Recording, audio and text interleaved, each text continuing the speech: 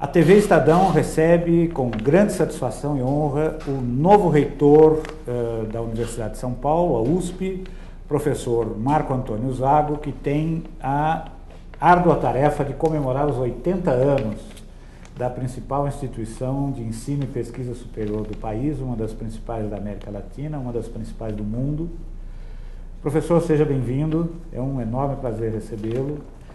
E aí, como é que vai ser esse ano tão cheio de eventos importantes para a história da USP? Muito obrigado, é um prazer estar aqui. Os 80 anos, comemorar os 80 anos não é uma árdua tarefa, é uma honra e um prazer para comemorar, enfim, uma instituição, os 80 anos de uma instituição que deriva de um projeto que, a meu ver, é um projeto estratégico e político que foi muito bem sucedido. Agora, ao longo dos anos haverá eventos para comemorar esses 80 anos, mas ao mesmo tempo, aí sim, a árdua tarefa que é de conduzir a USP diante das expectativas geradas, inclusive pelo processo eleitoral, que são expectativas de um amplo espectro, não é? E que agora precisam se concretizar em ações, em atos. Exatamente a respeito disso. A USP, e isso eu tenho a impressão que faz parte do próprio pensamento acadêmico, da inquietude que é sempre bem-vinda no meio acadêmico, da insatisfação diante do conhecido, né? Ela vive nesse momento um quadro muito especial de transformações, de demandas de transformações. Quais seriam os pontos que o senhor apontaria como prioritários? Como prioritários, eu diria que, além de aspectos relacionados com a gestão propriamente dita, diz respeito à gestão de recursos financeiros e descentralização administrativa, não é? A principal questão da vida da Universidade de São Paulo hoje é recuperar o debate de ideias, o diálogo, enfim, que caracterizam a convivência universitária habitual, normal, nas grandes universidades. Aquele trânsito e embate permanente de ideias que, como o senhor mesmo apontou, muitas vezes representa a promoção das modificações, das transformações, que muitas vezes começam nas universidades. E não é, vamos dizer, inesperado que comecem na universidade, porque a universidade trata da questão do conhecimento, da questão das artes, do progresso científico, mas principalmente o principal material das universidades são os jovens, que constituem a grande massa daqueles que vivem na universidade. E a grande motor de mudança da universidade são os jovens, que, como mesmo apontou, são inquietos, demandam, e isso é muito bom, porque é este tipo de atividade que faz a universidade ser muito viva. E a minha impressão é que nós perdemos um pouco disso nos últimos anos na Universidade de São Paulo, e isto tem sido uma das raízes dos problemas que a universidade enfrentou. Comigo aqui o meu colega jornalista Paulo Saldanha, que entra agora nessa entrevista. Saldanha. Professor, como que a universidade tem conseguido, enfim, o processo acadêmico, científico, ele sempre é um processo demorado, nunca é um processo a curto prazo, né? É um processo que sempre precisa de planejamento. Como que a universidade tem conseguido, ou se a universidade tem realmente conseguido, se planejar, trabalhar nesse longo prazo, nas suas ambições, seus planos reais, principalmente voltada à pesquisa e a sua evolução natural? A universidade, ela trabalha tanto com planejamento, como você aponta, no sentido de fazer projeções, definir políticas, mas trabalha também muitas vezes na resposta do imediato, das pressões que, na sua maioria, dentro da universidade, surgem da própria universidade, surgem dos próprios docentes, dos pesquisadores, não é? E neste caso, que falávamos antes, dos estudantes.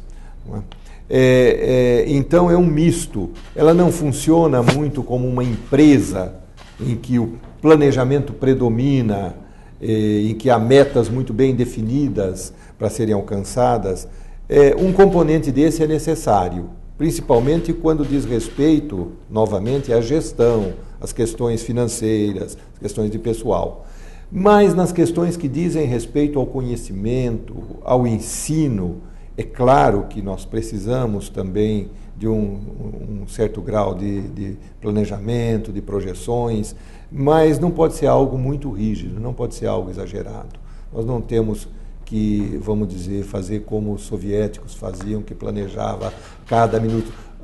Um pouco de liberdade, um pouco de pressão do dia a dia, do inesperado, faz parte da vida da universidade e do progresso do conhecimento. Agora, o que talvez demande mais reestudo em termos de planejamento e de programação é o que diz respeito aos cursos de graduação.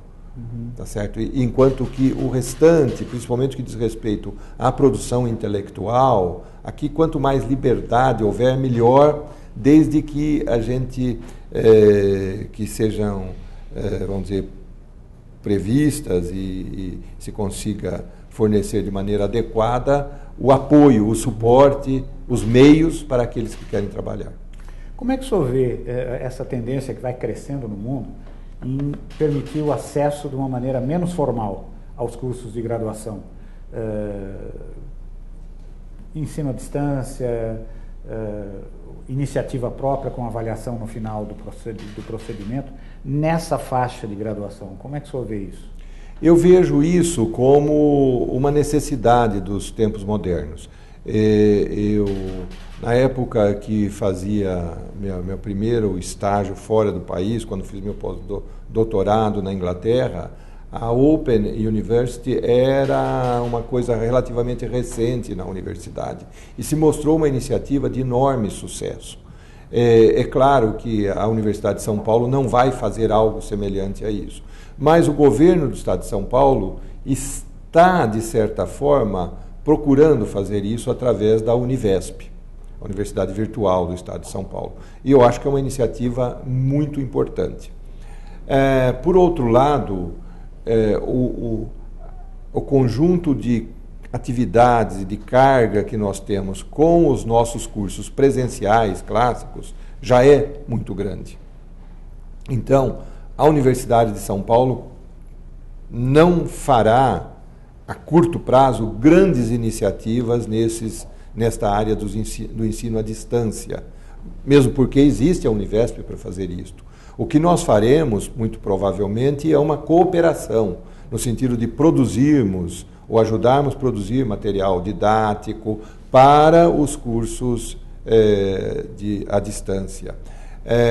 E, ao mesmo tempo, porque a metodologia não é muito diferente, com isto poderemos fornecer este tipo de material, principalmente digital, para complementar os nossos cursos e modificar um pouco as características dos nossos cursos. Mas, de qualquer maneira, há, por exemplo, os cursos de extensão que a Universidade de São Paulo faz e de especialização, e que são cursos são cursos curtos e que representam um enorme potencial de levar conhecimento para a sociedade, em geral, em matérias muito específicas, em que há alto grau de especialização. No ano de 2012, eu não tenho os dados do ano passado, nós tivemos mais de 50 mil pessoas que frequentaram esses cursos de especialização e extensão da Universidade de São Paulo. Então, este é um instrumento importante da universidade. O senhor comentou a graduação e em outras oportunidades o senhor já falou que tem uma preocupação bastante forte com a graduação, até citando os níveis de evasão que preocupam o senhor. O que o senhor quer fazer em relação a o que o senhor planeja fazer em relação a esses níveis de evasão? há algum planejamento de reformulação de currículos em alguns cursos, ou até repensar os currículos da USP como um todo na graduação? O que já está sendo pensado nesse sentido? Sim, eu espero que esta determinação da nova gestão da universidade, o reitor, o vice-reitor, os novos membros da gestão, de que o ensino de graduação é algo que precisa ser tratado de uma maneira especial. Esperamos que, com isto, promover uma revisão muito ampla dos currículos e da estrutura dos cursos na Universidade de São Paulo.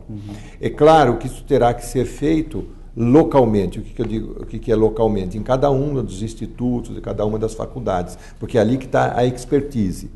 Mas nos cabe, na administração central, fornecermos os instrumentos para que isso ocorra, a começar de uma flexibilização da legislação da própria Universidade de São Paulo, que hoje é muito centralizada. Ela, por exemplo, uma decisão de mudar um currículo num curso, às vezes demora quase 2 anos para ser implantado, haja vista o grande número de colegiados e comissões em que isto é necessário tramitar, sem que a gente perceba que esta longa tramitação adicione algum elemento de qualidade.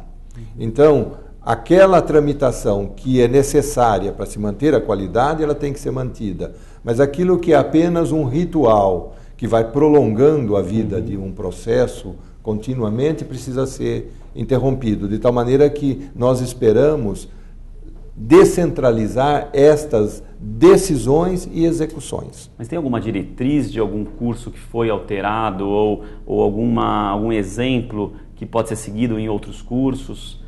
Não, nesse momento não pensamos assim. Pensamos porque durante esse período de campanha, que por sinal é muito benéfico, quer dizer, a campanha não é só para tentar ganhar a eleição, é um momento de muito diálogo com os diferentes níveis e as diferentes áreas da universidade, mas ficou evidente que há sim uma clara decisão de mudança em muitas das unidades da universidade e que nós precisamos prover, isto sim, os meios. Ao lado disto, os meios materiais, os meios de treinamento para muitos docentes,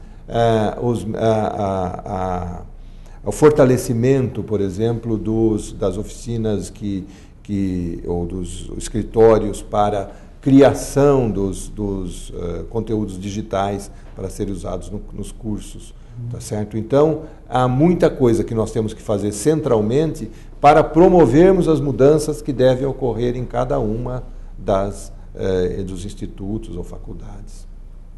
Professor, a propósito de cursos e do afinamento, né, da afinação, para ser mais preciso, da afinação com as expectativas da sociedade, uma área a qual eu me dedico, que é defesa, né, começou a ser reformulada no país como política pública em 2007. E até hoje não houve nenhuma reação, a não ser por meio dos núcleos de estudos estratégicos, à demanda por profissionais dessa área.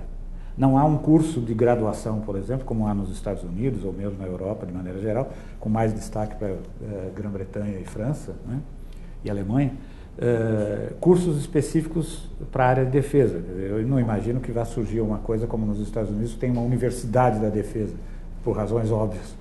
Mas por que demora tanto tempo para a comunidade acadêmica reagir a uma demanda como essa? Por exemplo, estou usando apenas como exemplo. Né? Por que demora muito tempo? Porque até agora o que a gente observa, eu estou fazer um comentário que estou pensando nisso agora, mas não é algo sobre o qual eu tenha pensado antes. Veja, os cursos da universidade derivam, em primeiro lugar, de uma receita clássica, ou um menu clássico de cursos profissionais, etc., que passam aí, então, por medicina, engenharia, odontologia, são cursos profissionais. Outros que são tradicionais também na área de ciências, então, física, química, biologia, etc. O restante, eles surgem mas muitas vezes, de uma iniciativa interna, quando começam a se acumular especialistas ou pessoas que, dentro da própria universidade, identificam aquilo como uma meta a ser atendida.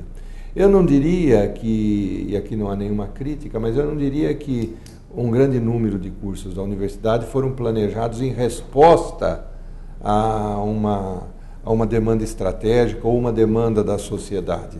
Elas muitas vezes são criação de um próprio movimento interno da própria universidade, tá certo? E isto é algo que também precisa ser mudado. Quer dizer, a universidade precisa ouvir mais a sociedade e, de certa forma, refletir mais as demandas da sociedade. Professor, só para você estar falando de graduação, um tema que é muito falado é a questão da inclusão na graduação, a questão do percentual de alunos de escola pública, principalmente nos cursos mais concorridos. Existe uma meta hoje na universidade até 2018, ter 50% dos alunos de cada curso vindos de escola pública, com respeito aos percentuais por critérios de cor de pele. Como que o senhor está encarando essa meta, que provavelmente vai ter que ser alcançada ao longo do seu mandato?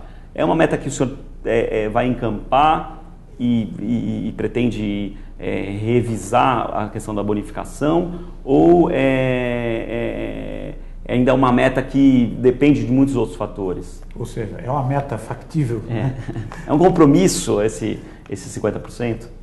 Em primeiro lugar, antes de dizer se ela é factível, ela é correta, é boa, é bom que a universidade tenha definido isto.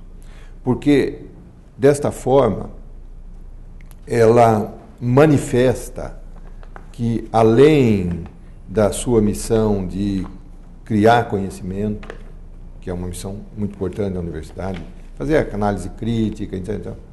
Além da missão de formar profissionais competentes para a nossa sociedade, ela tem também, a Universidade de São Paulo, a missão de ajudar a modificar a sociedade. Isto é uma missão diferente, ela não é uma das missões clássicas das universidades. Mas eu entendo que neste momento, isto pode depois, com o tempo, desaparecer, mas neste momento é também uma missão da Universidade de São Paulo. Nós entendemos que é uma expectativa da sociedade, de um modo geral, incluindo os governos federal, estadual e assim por diante, e é justo. Então nós temos que nos engajar nisto. A outra questão é factível? Eu acho que é factível. Eu não sei se será alcançado apenas com as medidas que já foram tomadas, que são medidas muito razoáveis, são lógicas.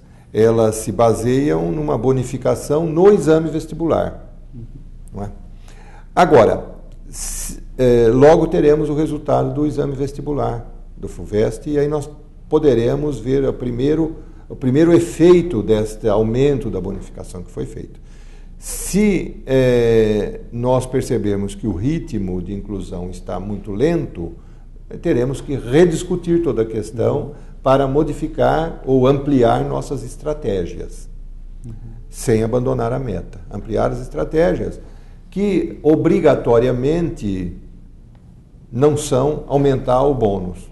Pode ser, mas poderemos ter outras estratégias, tá certo? O fato é que o acesso à Universidade de São Paulo, hoje, é um outro tópico que precisa ser revisto. Também não temos, assim, uma agenda de resolver isso imediatamente, mas ele precisa ser resolvido. Mas o senhor cogita em propor, talvez, repensar a FUVEST como o único caminho de acesso, o único acesso para a universidade? Certamente, eu acho que a universidade precisa repensar isso. Nós estamos numa posição um pouco confortável de um exame que, tecnicamente e do ponto de vista gerencial, funciona muito bem. A FUVEST é uma fundação excelente, que nunca foi submetida a crítica, os seus exames nunca vazaram. Então, é uma coisa que funciona muito bem. Agora, será que é esta a única maneira de selecionarmos talentos para a universidade? Eu acho que a universidade como um todo precisa repensar isto e, quem sabe, termos mais de uma porta É possível. A Unicamp, por exemplo, tem mais de uma porta de entrada. Por exemplo, qual seria?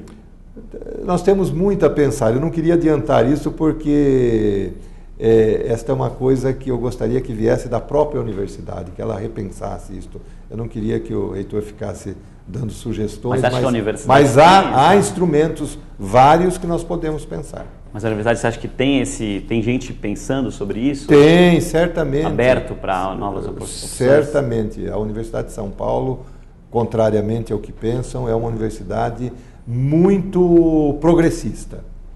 Ela tem um elemento de conservadorismo, mas que não é ruim, que ele segura o exagero, mas ela é muito progressista.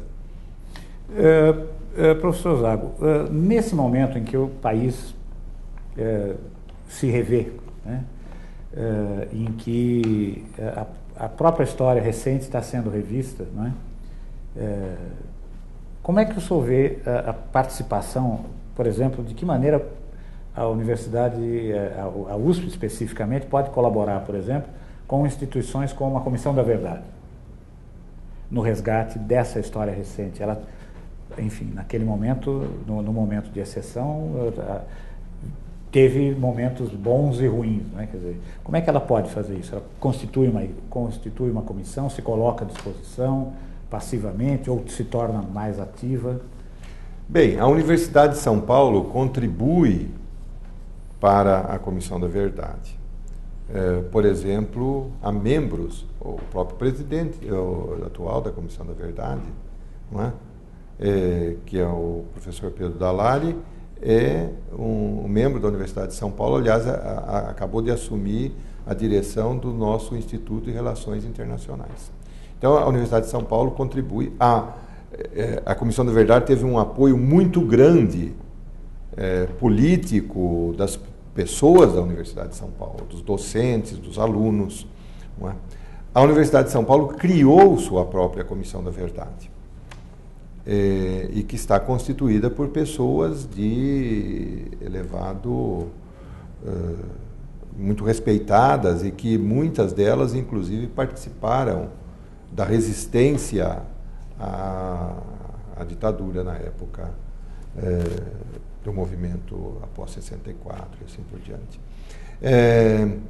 Então, eu entendo que a Universidade de São Paulo está participando disso. Talvez fosse interessante escrever a história da Universidade de São Paulo naquele momento, a resistência que houve, porque a Comissão da Verdade, tanto a nacional como a da Universidade de São Paulo, se preocupam corretamente com as injustiças, com os nomes que foram prejudicados, física ou moralmente, não é? Durante aquele período. E assim fazem um certo tipo de reparo. Mas há uma coisa importante, que a própria universidade foi objeto de muita pressão, de muita injustiça como tal, como instituição. Ao mesmo tempo foi um foco de resistência e foi um local em que ocorreram atos que não foram, dos quais nós não podemos nos, vamos dizer, orgulhar. Todas as coisas contribuíram. Eu acho que reescrever essa história de todo aquele período seria muito importante para resgatar a posição e o papel que a Universidade de São Paulo e as pessoas da Universidade de São Paulo tiveram durante aquele período. Paulo Saldanha faz a pergunta final. Professor, é uma pergunta final. Professor, o senhor participou da última gestão como pró-reitor de pesquisa e agora vai assumir, a partir do dia 25, a reitoria da USP. O que o senhor aponta como o principal desafio para essa sua gestão? Os três principais desafios, eu repito, são, primeiro, restabelecer um convívio de civilidade e, ao mesmo tempo, de entusiasmo, de discussão, de vida universitária, com respeito à diversidade de ideias. tá certo? Porque isto é que faz a vida, é para isso que existe a universidade. Em segundo lugar, valorizar muito os nossos cursos de graduação e fazer com que eles tenham qualidade muito maior do que tem hoje. Isso não os desqualifica hoje. Em terceiro lugar, fazermos uma gestão financeira da universidade no momento em que nós temos dificuldades no que diz respeito às finanças da universidade. O Grupo Estado agradece a presença do professor Marco Antônio Zago, que é o novo reitor da USP, assume no dia 25 de janeiro, 25. Que é o dia do aniversário da cidade, 460 anos da cidade de São Paulo, uma feliz coincidência, não é, professor? E o Grupo Estado tem... E o dia em que a Universidade também de São Paulo completa 80 anos. 80 anos, exatamente. Quer dizer, ou seja, uma feliz coincidência por mais de uma razão. Agradecemos profundamente a sua presença, foi uma honra recebê-lo. Até a próxima. Muito obrigado.